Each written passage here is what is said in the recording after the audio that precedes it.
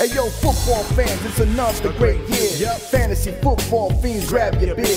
Giving you the best draft tips for all your picks. Starts and sits to the waiver wire fix. From my drafts galore to stats that's hardcore. Triple F does it all, have y'all screaming more. So sit back, relax, let the experts prevail. JT Magnum, Siggy Guns never fail.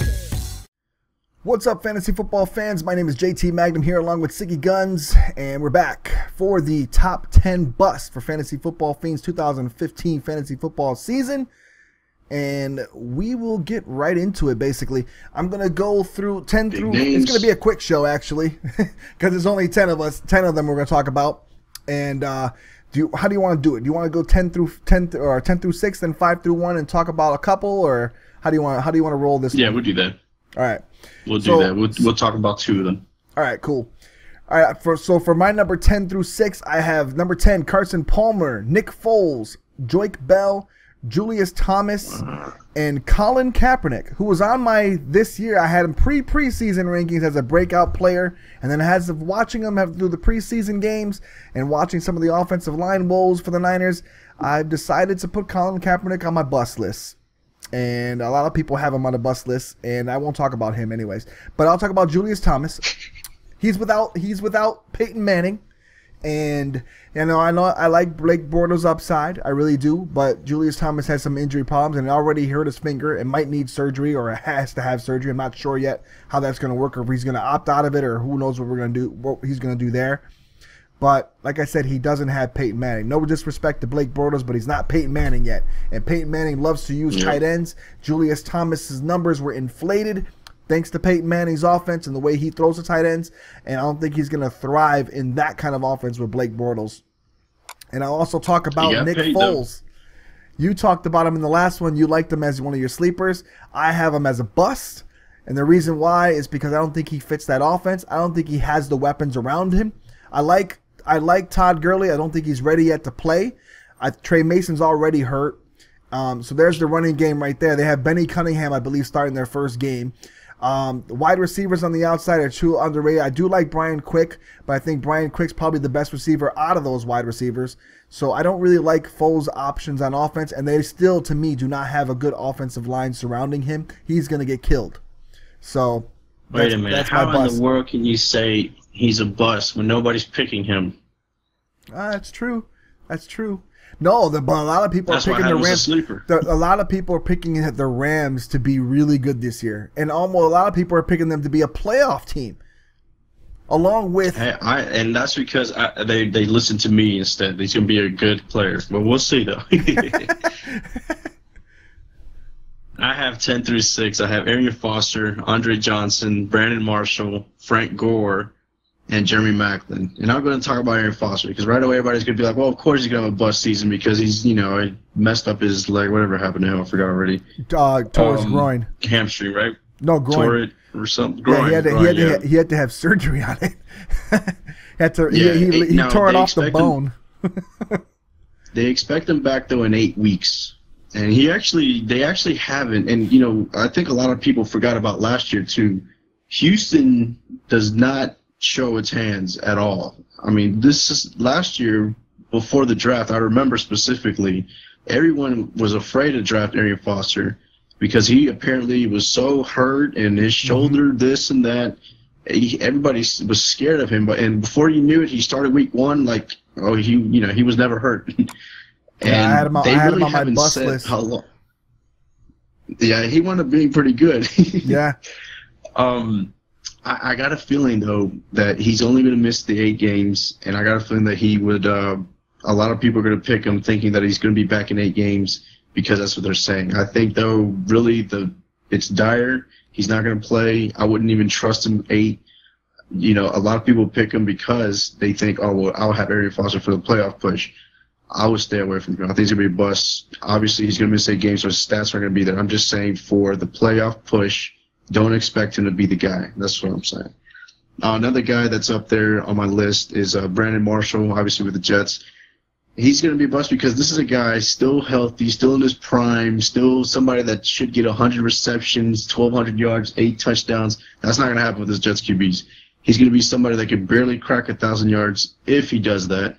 and maybe 4 or 5 touchdowns. And for a player that size, that skill, that talent, that's a bust. Yeah, I like what you said about Arian Foster, and I agree definitely, because he's just one of those guys that, like, I don't see him this year doing anything special like he did last year. Last year he made me look like a fool because I thought he was going to be hurt for a while, and I also thought he was going to struggle.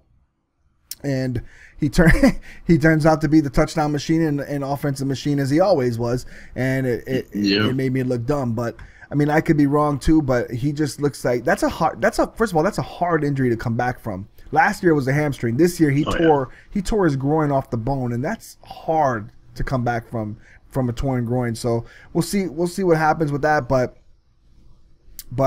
let's move on. 5 through 1 for my top busts. I had number 5, Kenny Stills from the Dolphins. LaShawn McCoy for the Bills. Number 3, Brandon Marshall from the Jets. You just had him as well. Number 2 is going to shock some people, Drew Brees for the Saints. And number 1, Jeremy Maclin. I see you shaking your head. Jeremy Maclin from the Chiefs. I already talked about Jeremy Maclin in my other bust video. First, I'm going to talk about LaShawn McCoy. Here's a guy that he was awesome in Chip Kelly's offense. He was awesome when he played with Andy Reid because they ran a lot of screen plays. They did a lot of things that benefited him and utilized his speed, utilized his quickness, utilized his shiftiness. Well, he's playing for someone I know very well, being a 49er fan, in Greg Roman.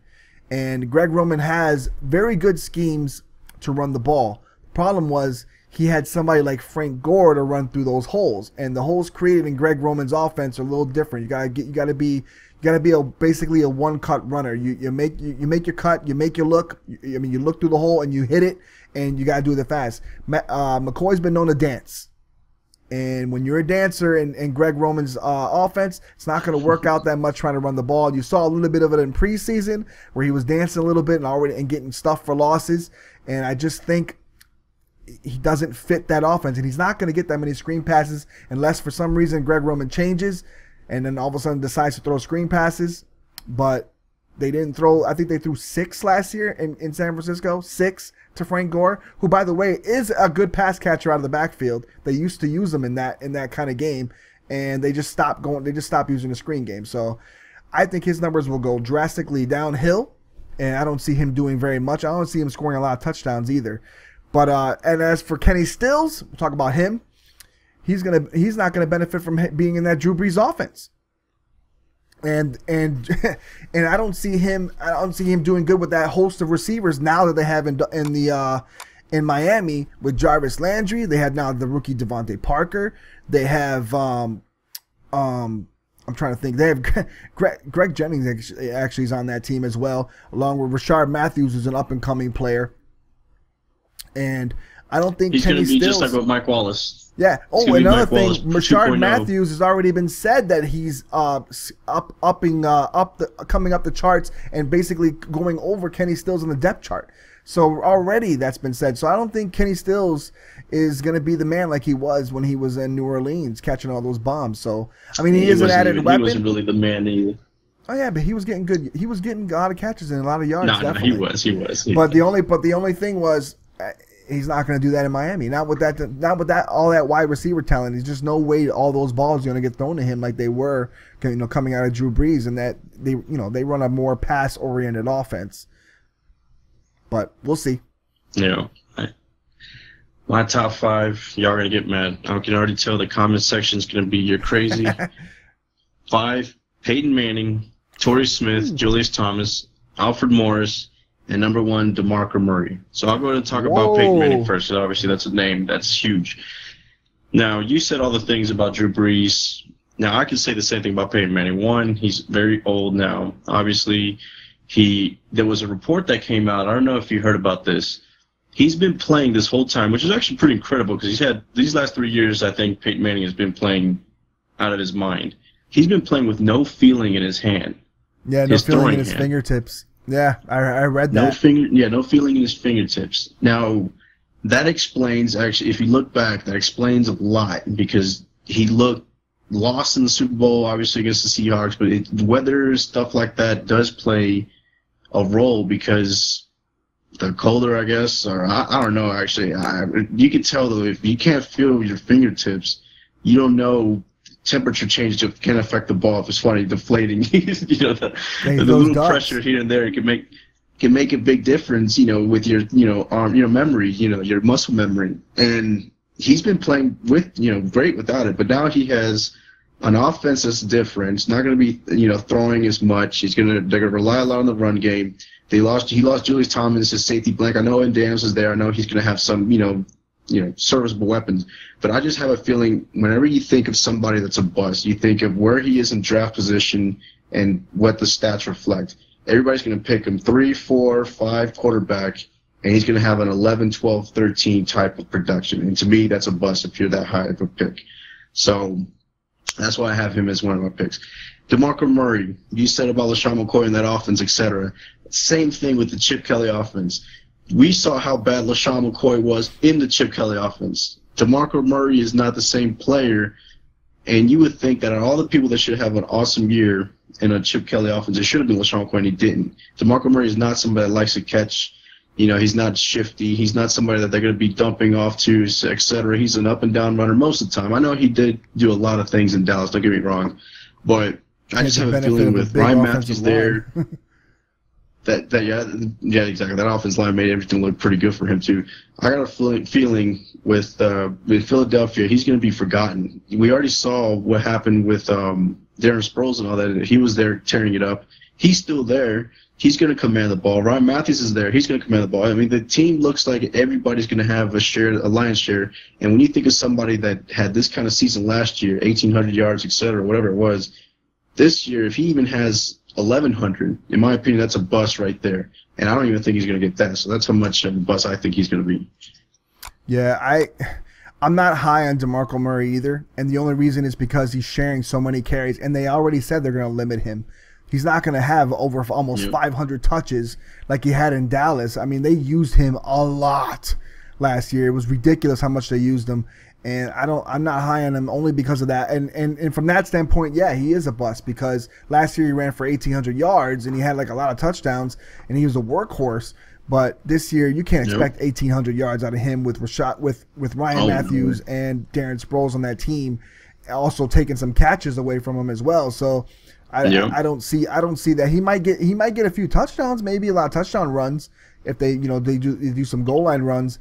But I don't see him having. I don't even think he's going to get 1,000 yards. And you know what?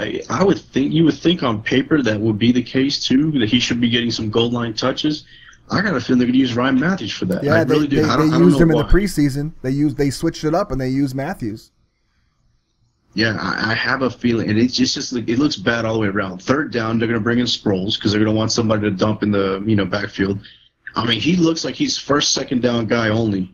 And then it's going to be third and long, Sproles, third and short, Matthews. So yeah, there's a lot of mismatch problems with those two in the backfield. They're going to put Murray in the backfield, and they're going to have Sproles in the slot. Like, Sproles will be in the backfield with Murray at sometimes, and he'll jump out to the slot. And you already know Sproles is almost uncoverable in the slot. Our linebacker can't cover him. Safeties can't cover him. So, and that also leaves things open for if they do run the ball with Murray. But, I mean, there's going to be all kinds of people touching the ball, like you said, and there's going to be a lot of touches going for everybody, and that's going to limit his production. Yeah, it's going to be a season where I hope I'm wrong because I have him in some of my leagues, but I didn't want him. I hear you. All right, well, that does it for the bust. Let us know who your top busts are. Let us know what you thought of our top bust. I know it's some big names on there. I know there's some people on there that you're going to be like, no way he's going to be a bust. Don't tell me that. But, that's what makes fantasy football fun. It's all about predictions, what we think is going to happen. And, hopefully we help some people out. That maybe, having tough decisions, thinking about those kind of things. So make sure you follow us on Twitter at JT_Magnum816 and at SiggyV. Make sure you go to MagnumSportsNetwork.com. Check out the website. It is fully operational like the Death Star, and it is ready and prime and ready to go. So make sure you check out all those things. Make sure you hit us up. The next time we do some fantasy football things, it will be our rankings. We're going to do quarterbacks, wide receivers, running backs, tight ends, and the top defenses. We don't do kickers. We've never done kickers here at Fantasy Football Fiends because we don't care about kickers. I draft them last every time I draft, so that's just how it is. If you want kickers, go to ESPN.com or NFL.com and look up their kicker rankings. So that's it for Fantasy Football Fiends for this week. JT Magnum and Sicky Guns, we out. Peace.